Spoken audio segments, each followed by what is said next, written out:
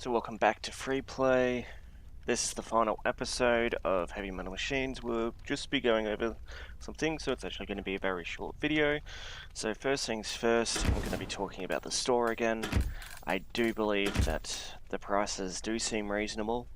Some characters are there, they do have rotations, so it does allow you to actually use vehicles that you haven't used before. The money gaining system, though, I think could be improved. I haven't experienced the online, so I don't know if you earn more in there, but at least doing practice makes it not worth it. You're pretty much relying on the daily missions, but you're only getting one a day. And I think if you got 3 dailies, you would be earning about 600 a day plus whatever you earn thing, which means you're earning pretty much a character a day for the first 3 characters, and then you will be earning less. But if you had all of them rare, which is the 800 one, then you'd be pretty much, you could be getting a character every 2 days for the 1000 and the 3500 fame range, and then you'd have to grind a little bit more to get the 7500 plus range guys. The downside I have noticed is it's not very optimized for at least connection wise. Pings aren't that great for an Australian, especially to our closest servers, which would be the Asian servers. Normally, America, for me at least, I would normally be getting 150, between 100 to 150 on a very good server, but it seems these guys average around 250 to 300, which isn't very reasonable to play on because of the lag spikes and glit and teleporting around from ping issues, as well as Europe and South America, that they're not good to connect to. And even with Asia, there's not enough players for actually an Australian to be able to play online, because the average was 10 minutes plus, but I sat here waiting for 30 minutes to an hour sometimes, just waiting to get into a session and then deciding not to continue.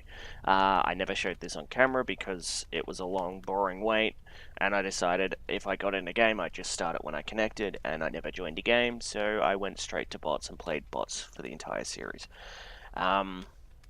It is a fairly new game, so there isn't that many players active. According to Steam charts I checked every day, that the lowest that I saw was around 30 to 40 people, and the max is 120 active players, so the population isn't that great, which means there's going to be less games available, and so if it gets popular in the future, then it will be an extremely fun game to play. The mechanics are very easy to get used to. The challenges are with the characters and the timings of their abilities. And they have a guide on which ones are easy and which ones are difficult. Otherwise, it's pretty decent for an early access game. It could use more maps. I don't know if they have more planned in the future for that wise, but it would be fun to have map diversity instead of the one same thing, because I started to figure out patterns, at least with the AI, that if you got the objective first, the bomb first, you could pretty much run it to the end with very little interference if you were quick enough, if you were in a speedy car. And as long as you were there first and you timed everything perfectly, you just zoom on through without much issue. While on the other hand, if you don't do things effectively, the AI will kick your ass. So at least there is some challenge. If you're not playing well, the AI will punish you. The tutorial is good. It's very simplistic, it's very basic, it doesn't go into detail, just tells you what you can do, and it gives you both the controller controls and the keyboard controls at the same time.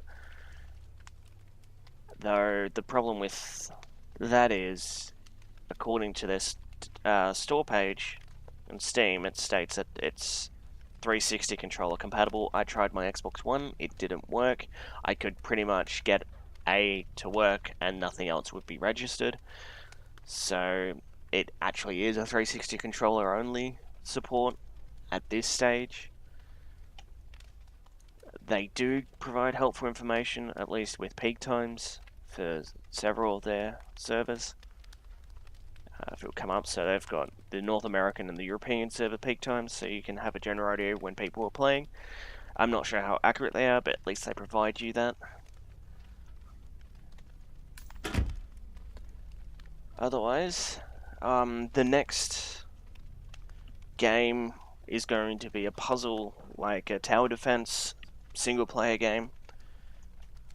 That will be coming at a delayed rate because I'm going to be focusing on another game for now, which is Path of Exile, which is my favorite free-to-play game, and it's the game that I always go back to. I have the most fun with it, and they've just had a massive release, the 2.6 release, and 3.0 is coming up as well. So that's going to be it. Overall, I think the game is good. The Heavy Metal Machines, at least, it's very, very enjoyable to play. I think it would be better if I experienced the online, but playing against bots was fun. Thank you for watching. I'll see you guys next time.